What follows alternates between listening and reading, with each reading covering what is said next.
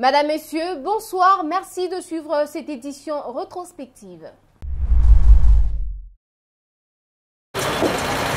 La route d'Okolo est l'entrée principale de la commune de Kimbantseke. Elle est aujourd'hui dans un état de délabrement très avancé, ce qui met les habitants de cette partie de la capitale congolaise dans une situation d'enclavement. Nids de poules, flaques d'eau et grands trous jonchent cette artère. La circulation est difficile pour les usagers qui n'arrivent pas à accéder aux différents quartiers de cette commune. La population doit donc parcourir plusieurs kilomètres à pied pour aller d'un coin à l'autre de cette route. 500 francs par jour. Il y a taxe. Mais si vous avez des banda kaka awa na dokolo poko makaka awa na kintu ajare makulu mwaende tulembi na kolemba na kati ya mboko oyo bango mpe baya kobaleka kanzela oyo batalaka ndenge tosalaka mosala bapine ezotoboka biso mutuka moto ezobeba yango tokoma kobome na ba1000 francs mpona eloko wana soki ke babongisi nzela oyo bien nayebi bien ke mutuka ezalaka 300 francs. Vraiment ekuti neso Kimbantseke oyo population za makasi na Kimbantseke Banda quartier 1 siko koma cimetière ya Kimbantseke vraiment population ya Kimbantseke zo souffrir makasi okonza mboka sunga biso vraiment na likambo etali nzela oyo tokotya bademande ya ndenge na ndenge me ti lelo babeta soka akara Kimbantseke tala population efandi awa kuti oyo eza depuis kala baloba bakosala yango ti lelo tomonaka te. La détérioration de cette route a poussé les autorités municipales à délocaliser la maison communale vers le boulevard Lumumba depuis 2018, d'où cette nécessité de sa réhabilitation par les autorités compétentes.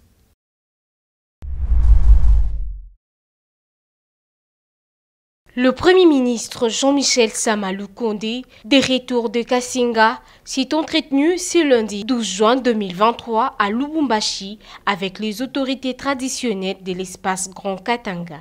Outre leur civilité, le chef coutumier de cet espace sont venus solliciter que le Premier ministre leur serve de pont pour obtenir une audience auprès du chef de l'État, Félix-Antoine Tshisekedi Tshilombo, à qui ils voudraient réitérer leur soutien indéfectible et lui exprimer de vive voix toute leur reconnaissance pour la reconduction de ses fils du Grand Katanga au poste de Premier ministre. C'est ce qu'a déclaré le grand chef Sakou Ndundu, coordonnateur des autorités traditionnelles de l'espace Grand Katanga, qui a fait la restitution de leurs échanges devant la presse. Les autorités que vous voyez ici, les autorités traditionnelles, ce sont les autorités traditionnelles de l'espace Grand Katanga. Quand on parle de Grand Katanga, vous avez le Olomami, le Haut-Katanga, le Lualaba et le Tanganyika. Nous sommes venus rencontrer notre fils, le Premier ministre, son Excellence Sama Lukonde Kyenge, pour le féliciter de sa reconduction en tant que Premier ministre et en félicitant aussi, en remerciant le chef de l'État qui a pu comprendre notre doléance d'autres fois quand on a eu la rencontre avec lui sur l'avenue Kamagnola. Nous lui avons demandé de garder nos enfants, en l'occurrence le Premier ministre, qui pouvait l'accompagner jusqu'aux élections de 2023. Ces choses au fait. Alors pour cela, les autorités traditionnelles que nous sommes, on ne pouvait pas rester indifférents. Sa reconduction fait la joie.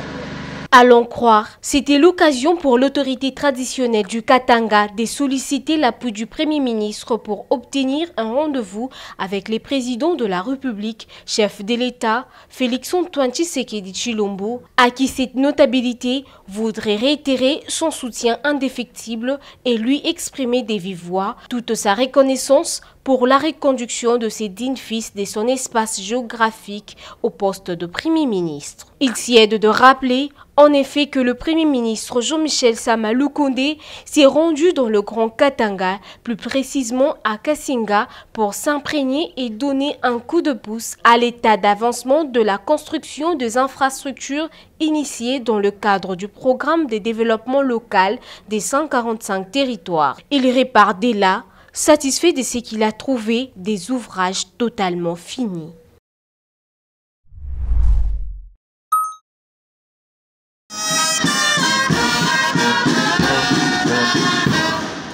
Le général Silvano Kasongo Kitenge, commissaire provincial de la police nationale congolaise, a présenté 1187 inciviques arrêtés lors des opérations de bouclage organisées dans différentes communes de la ville-province de Kinshasa ce mardi 13 juin 2023 au stade de martyrs de la Pentecôte.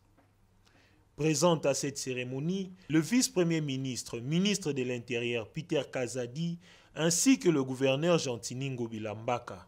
Prenant la parole, le VPM Peter Kazadi a fait savoir clairement la mission lui assignée par le président de la République en lui nommant vice-premier ministre de l'Intérieur. Mokonzi Mboka, tango aponi ngai nakoma ministre de l'Intérieur en charge de la sécurité, apesaki nga mission. Alobi na ngai kende osilisa insécurité.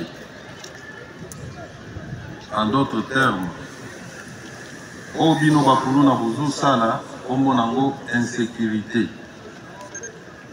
Oza Kogoma, Oza Kozokisa, Oza Koiba, Ozali Kobotola, Ozali Kosala Makamu Nyonso ya Mabe, Ozali Kovioler Banabasi. Ça s'appelle de l'insécurité. Pour ça, il y a Kosekisa Binote. Nazana posa kobonde la pe bino te. Posa nanga ezali kosilisa insécurité oyo bozali kosala. Elingi koloba epa na ngai bolimbisi ezati. Ti boza boye à partir à l'aube bakotinda bino na ba juge na bino. Toko engagé par avocat de la République au Balandela dossier na bino po bozali babomi. Bozoboma même ba policier na biso oyo baza ko sacrifier vie na bango pona kimia izala na kati ya mboka. Bozali ba citoyen hors société. Bolingi société T, Bolingi Congo T, Bolingi pe Congolais T, Bozali Babomi. Le gouverneur de la ville de Kinshasa a à son tour félicité la police de la ville-province de Kinshasa pour les efforts consentis pour le rétablissement de la sécurité dans la ville-province de Kinshasa. Il y a eu occasion pour la mission, il y a qu'on féliciter police nationale congolaise. Il y a qu'on féliciter police provinciale Oyo Kambami na général Kasongo Silvano. Basali Mosala ya monene ya ukangaba kuluna. Ukangaba kuluna oyo eliko bate diminution il y a un crime parce que du solo ya kuluna ils allaient monopoliser débat public ils sont pour les cas congolais quinoise na quinois baza kolelaka kuluna eleki na quartier na biso ya Selembao ya Makala ya Kisenso, ya Masina, ya Mbanzalemba, ya Njili, ya Kimbanseke, Kingasani, et ainsi de suite.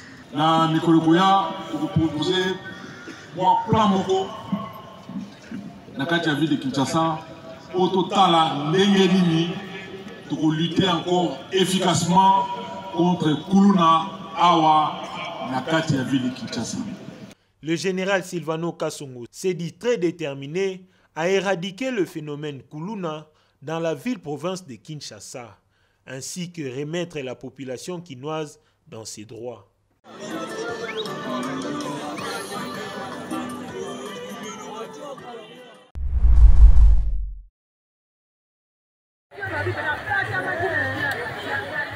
Dans la nuit du lundi 12 juin au mardi 13 juin 2023, le domicile des Mama Bolessé Niclets a été visité par des hommes armés dans la commune de Matete au quartier Boukili. Ces criminels ont emporté plusieurs biens de grande valeur ainsi qu'une importante somme d'argent. Victimes de cette intrusion, Mama Bolessé Niclets nous en dit plus. Na la muki na zakadati so ponge silinga na fongola porte chambre na tala bana position badali na fongoli porte chambre na moni bala baza bien kwa mwasi alali te kwa mobali azo repasser plaisir abi na repasser plaisir na voyager fa to voyager to ke mwanda lelo to ke mariage abi to voyager ya on a repasser na problème de na zone na chambre na kangi porte na kangi porte donc pas même à 30 secondes comment on torche na fenêtre torche ba bomi mwina ba kula libanda ba sauter mi ba koti ba bandi ko torcher to bandi ko za mifinu ko to beta mi abi o kanti biso to ami bibi to ba criminel bo za to kota na kati bo mona nani eza biso ba ina tenai ba bandi ko buka tivol en tout cas eza kitan ko ba buka tivol de 2h à 3h 3h antivol et bukani bakoti 2 personnes bazui fongola bafongoli kadena ndako bakoti na biso ne tant babeti coup de balle ni balle na esi papa to ba de la kimia eza ba criminel to koti ya chambre biso nyoso to matin mbeti ko kanga placement ba ko kota batini biso to ko za ba dolanga papa to na mbongo te soki eza te toboma bino papa to na mbongo te bosi atobenga mobondo aza libanda ya yo kaka solo baye kobenga oyo akufi akoti asalisalisa ya bi mbongo eza te mbongo ezali soki te tozotina kwa mibali ba violer ya basi babimisi ba TV libaba nyoso na mama moko adonke libanda bazwi mbongo nyoso tozalaki na ona ndaku babotoli bale moko na mama moko abengi oye tokende la police da amikoma da pembeni la police abandi ko beta masasi bango pe kuna bazobeta masasi la police azobeta masasi bango pe baobeta masasi. Quelques habitants de ces coins de la capitale n'ont pas manqué de mots.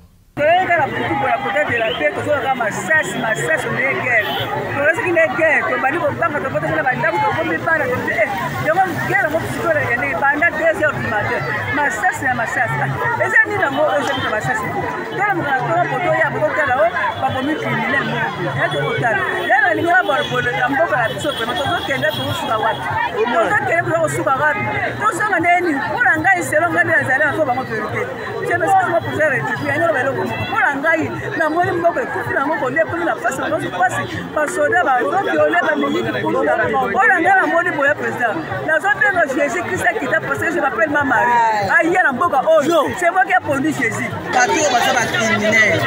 Bayaki okuta na lopango moko awa mais colonel wazala ya MD ndenga moni bango ya ko benga intervention bango bayebisi colonel ke koyozonga zonso te tobeto masasi colonel azongi ti ya lopango na abengi dema nde basoda dema baye babundi na bacriminel oyo makasi me balakisi bango ke baya basoda abeti ye pa masasi ngai na courage policier wana asalaka abongo abomaka bacriminel mpo baonyokola pepe makasi. Aux autorités de la ville de prendre des mesures idoines pour sécuriser la population des Matete qui s'y trouve exposée depuis un certain temps à une insécurité qui ne dit pas son nom.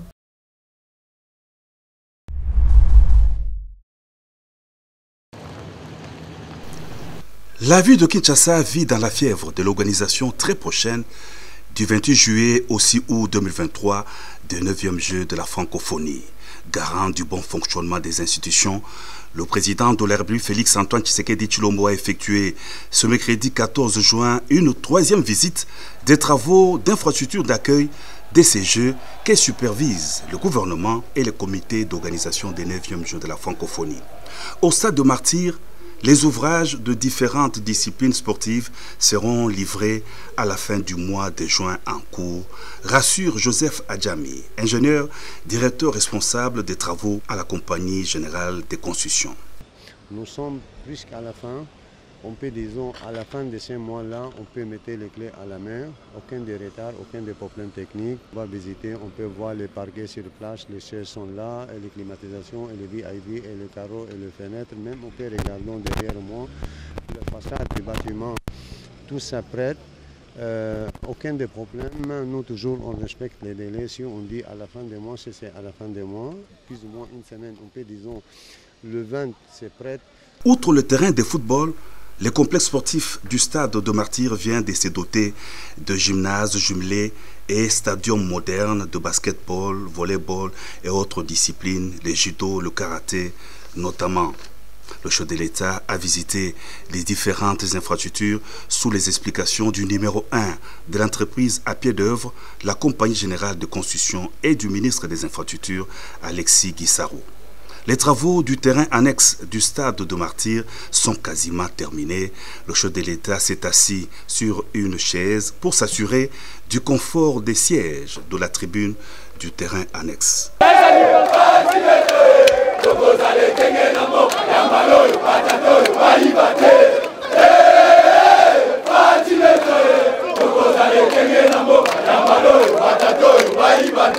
La visite s'est terminée par le stadium de basketball qui n'attend plus que les compétitions des Jeux de la francophonie.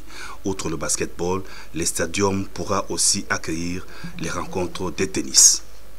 Le président de la République a poursuivi sa ronde vers le stade Tata Raphaël, un autre site choisi pour abriter les 9e Jeux de la francophonie. Il est prévu ici notamment les logements des sportifs. Le chef de l'État a tenu aussi à s'assurer de l'évolution des travaux de l'aire de jeu du stade Tata Raphaël, ce terrain mythique qui avait accueilli le combat Mohamed Ali, Georges Foreman. La visite s'est allongée vers les tribunes, surplombant le terrain de football, les vestiaires et la salle omnisport. Le président de la République a donné des instructions précises concernant la remise des ouvrages dans les délais contractuels impartis. Je déclare close la session ordinaire de mars 2023. Un trait a été tiré jeudi 15 juin 2023 en fin d'après-midi sur la session ordinaire de mars 2023. Les députés nationaux sont en vacances parlementaires jusqu'au 15 septembre 2023 pour aborder la dernière session de la 3e législature de la 3e République. Contrairement aux habitudes, la clôture de la session de mars n'a pas donné lieu à un discours protocolaire habituel. Pour l'essentiel, l'honorable président de l'Assemblée nationale, Christophe Mosoko Diampouanga, s'est exprimé en ces termes.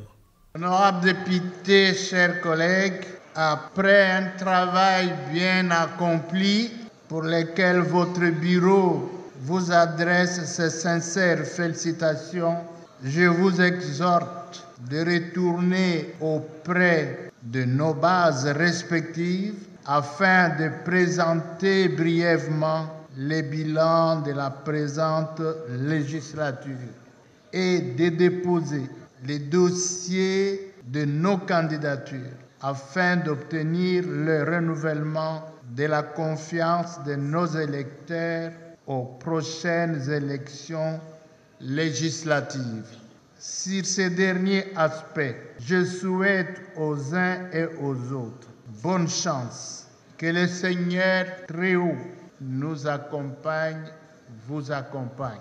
Je ne doute pas un seul instant que chacun de nous a servi la nation avec dignité et responsabilité en s'acquittant de nos deux principales missions constitutionnelles, à savoir légiférer et contrôlée. Ainsi continuer de mériter de la confiance du peuple congolais. Que Dieu bénisse la République démocratique du Congo. Sur ce, je déclare close la session ordinaire de mars 2023. Merci d'être venu pour ce point de presse. Nous sommes là pour vous informer que l'hôtel de ville de Kinshasa a refusé, par une lettre qui nous a été adressée malheureusement aujourd'hui, la veille du meeting programmé il y a près de 3 semaines, pour nous informer qu'il, hôtel de ville, donc, qui se proposait de nous renvoyer au 24 juin, soit une semaine après, pour des motifs fallacieux qui soutiennent que, bon, voilà, il y a d'autres organisations qui ont demandé de tenir le meeting ou de tenir une manifestation au même endroit, à la même date et à la même heure. Je crois qu'il faut être bête, il faut être enfant pour croire que cet argument est vraiment valable. Sinon, c'est la mauvaise foi. Encore une fois, nous l'avons dit et nous ne cesserons de le répéter, nous sommes dans une nouvelle forme de dictature. Une nouvelle forme de dictature où on impose ce qu'on veut à près de 100 millions d'habitants. Et ça, c'est regrettable pour un pouvoir qui se déclare être d'un état de droit.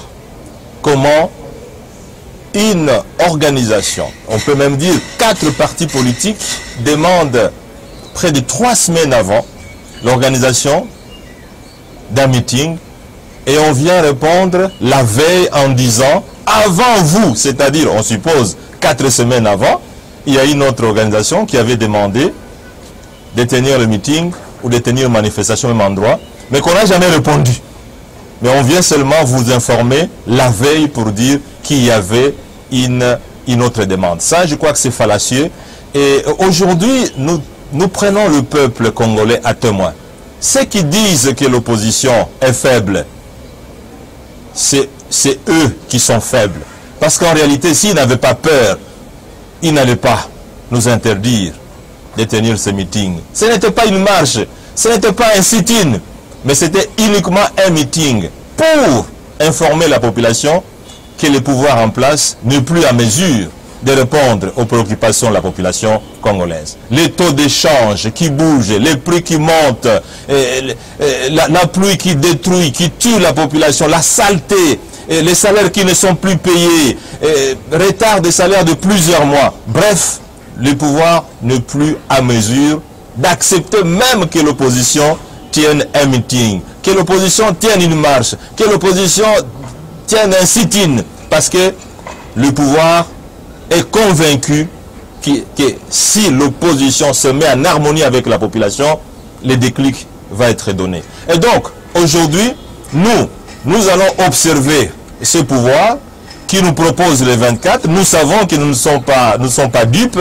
et que le pouvoir va chercher d'autres subterfuges pour que ce meeting projeté par lui et non pas par nous au 24 juin prochain n'ait pas lieu.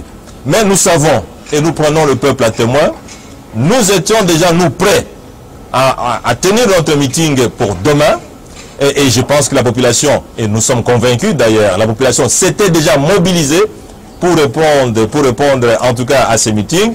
Nous en appelons à la population, en tout cas congolaise, qu'elle vienne, quoi qu'il en coûte, le 24 juin, pour être présente afin de faire une démonstration de force en harmonie avec l'ensemble de la population congolaise pour dire que trop c'est trop à ces pouvoirs qui ne veut plus entendre la population parler et qui ne veut plus entendre la population protester.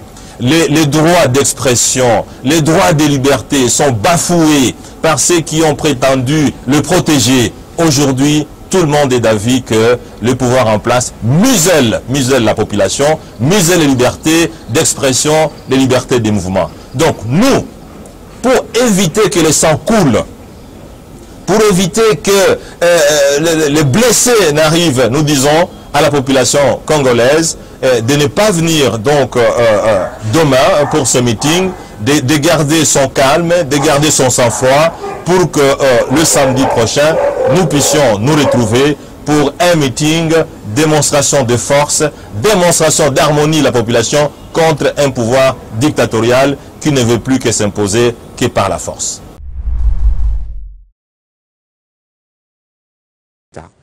A présidé ce vendredi 16 juin 2023 à la Cité de l'Union africaine, la 102e réunion du Conseil de ministres.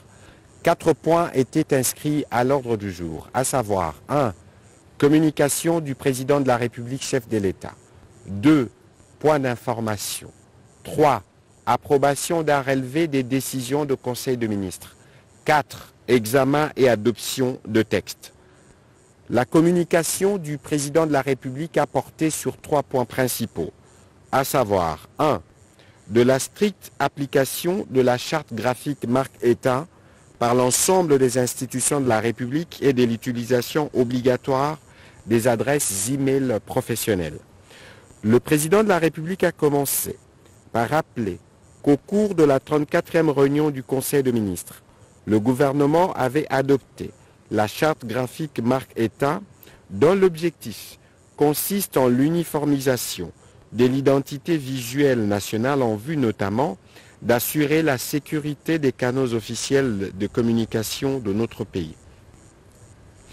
Il demeure nécessaire pour toute entité de surcroît étatique de faire preuve d'uniformité à la fois sur le plan sémiologique que celui des outils et des procédures utilisés de manière à garantir la protection de son empreinte institutionnelle et médiatique. En effet, il est inconcevable qu'il soit encore observé à ce jour certaines pratiques non moins dangereuses, comme le fait pour certaines institutions publiques de continuer à communiquer et de s'identifier au moyen des comptes de messagerie électronique privés ou encore par des sites web non hébergés sur le territoire national et ne portant pas le suffixe .cd, les exposant ainsi à toute forme d'abus. C'est pourquoi, tout en saluant la mise en œuvre par le gouvernement de la charte graphique à travers la création des supports de communications officielles uniformisés, avec de nouvelles déclinaisons pour les sites internet des entités gouvernementales,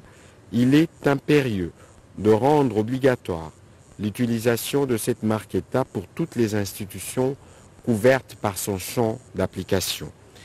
À cet égard, afin de stimuler l'appropriation et la mise en œuvre de cette charte graphique par toutes les institutions publiques concernées, et pour simplifier sa compréhension par nos concitoyens, le président de la République a invité le gouvernement à concevoir et à organiser une grande campagne de vulgarisation autour de ce changement en y impliquant l'Agence pour le développement du numérique, service spécialisé de la présidence de la République. Le deuxième point de la communication du président de la République a porté sur la dégradation des conditions de création des entreprises en République démocratique du Congo. Faisant suite aux recommandations qu'il avait formulées au terme de sa communication sur la nécessité pour le gouvernement de travailler pour l'amélioration du climat des affaires et sur base des informations en sa possession, le président de la République s'est apaisanti de nouveau sur la situation inquiétante du guichet unique et des créations d'entreprises GUS en sigle. En effet, cette entité pourtant créée pour faciliter l'installation des investisseurs dans notre pays et la formalisation des activités des opérateurs économiques connaît malheureusement depuis un certain temps un dysfonctionnement de son service caractérisé notamment par des longs délais d'attente et la discontinuité du service. Au vu de la gravité de la situation, le président de la République a demandé au Premier ministre de convoquer autour de lui dans les meilleurs délais les principales parties prenantes pour, à très court terme, solutionner les difficultés des financements, prise en charge des agents et mutualisation des services intervenants qui se posent, à moyen terme procéder parallèlement à une évaluation de la réforme du guichet unique devant permettre d'identifier les pistes susceptibles de favoriser l'optimisation de l'accomplissement des formalités des entreprises. La cellule climat des affaires devra être mise à contribution. Le troisième point de la communication du président de la République a porté sur les recouvrements de l'éco-rédévance. Il a rappelé sa recommandation faite à l'occasion de la 85e réunion du Conseil de ministres tenue le 3 février 2023, évoquant le besoin pour notre pays d'implémenter le programme de gestion des déchets des équipements électriques, électroniques et pneumatiques. Les objectifs poursuivis de ces programmes visent la réduction des risques sanitaires et environnementaux inhérents au transfert de ces produits polluants des pays industrialisés vers notre pays, la mobilisation à l'international de ressources sous forme d'éco-rédévance évaluées à plusieurs centaines de millions de dollars. Ces ressources devront être destinées non seulement à financer les 10 programmes, mais à offrir une source de revenus supplémentaires au gouvernement congolais, susceptible de permettre le financement d'autres projets d'investissement comme la gestion des déchets ménagers. Toutes ces ressources non collectées actuellement constituent un manque à gagner intolérable pour notre pays. Il est donc plus que nécessaire de faire diligence afin de rendre opérationnels ces programmes aussi bien dans son volet financier qu'environnemental. Les barèmes applicables aux différents produits étant fixés sur base des standards internationaux bien connus des fabricants et des exportateurs, il n'y a donc aucune raison que la République démocratique du Congo continue à perdre ces fonds qui lui sont pourtant nécessaires pour la mise en place d'une infrastructure de gestion et de retraitement de déchets des équipements électroniques et pneumatiques. La ministre d'État, ministre de l'Environnement et Développement durable et les ministres des Finances ont été chargés de faire diligence pour permettre à l'État de recouvrer ces fonds. Et voilà, madame, messieurs, c'est tout pour cette édition rétrospective. Merci de l'avoir suivi. Merci à l'équipe technique et rédactionnelle. Bonsoir.